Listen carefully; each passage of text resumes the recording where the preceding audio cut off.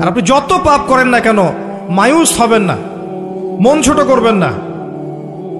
আপনার একটা সেজদা, যে সেজদা আপনি চোখের পানি ঢেলে দিয়েছেন আল্লাহর কাছে, যে আল্লাহ আমার ভুলগুলো তুমি মাফ করে দাও, আমার তওবা তুমি কবুল করো, ইনশাআল্লাহ দেখবেন ওই একটা সেজদা যদি কবুল হয়ে যায় আল্লাহ পাক আপনার সব গুনাহ মাফ করে দিবেন ইনশাআল্লাহ।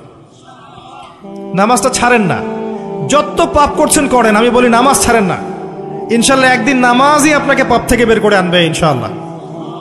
আর শয়তান আপনাকে হতাশ করতে চাইবে, শয়তান আপনাকে হতাশ করতে চাইবে যে তুই তো গার্লফ্রেন্ডের সাথে কথা বললি, রাতের বেলা পর্ন দেখলি, তুই তো ফ্রি মিক্সিংয়ে আছিস, তুই মাদকদ্রব্য খাচ্ছিস, তুই কাজে ফাঁকি মারিস, তুই ট্যাক্স আদায় করিস নাই, দুর্নীতি করছিস, তুই আবার নামাজ পড়বি কেন? শয়তান আপনাকে এগুলো বোঝাবে কিন্তু, যে নামাজ তো আমার শোভা পায় না, আমি তো অনেক পাপী মানুষ।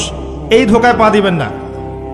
আপনি নামাজ কন্টিনিউ করতে থাকেন, ইনশাআল্লাহ আল্লাহ পাক আপনাকে পাপ থেকে বের করে আনবেন ইনশাআল্লাহ। ওই নামাজটা যদি ছেড়ে দেন তাহলে আর কোনো হাতিয়ার বাকি থাকবে না। আর আপনি যত পাপ করেন না কেন মায়ুস হবেন না, মন ছোট করবেন না।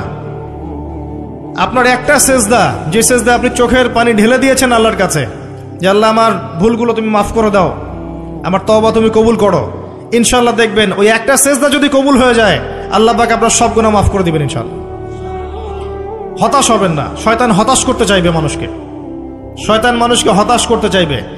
এমনকি আপনার যদি পাহাড়ের পরিমাণ ঋণ থাকে, ওই ঋণ শোধ করার ব্যবস্থা আল্লাহ পাক করে দিবেন ইনশাআল্লাহ তাআলা। হতাশ হবেন না, নামাজ ছাড়েন না। আর আমি একটা কথা বারবার বলেছি, আবারও বলছি, যে চলমান যে 3G 4G নামাজগুলো চলছে এগুলো থেকে নিজেকে দূরে রাখ। সব এখন ডিজিটাল, নামাজও ডিজিটাল। দেখা যায় যে 5 মিনিটের মধ্যে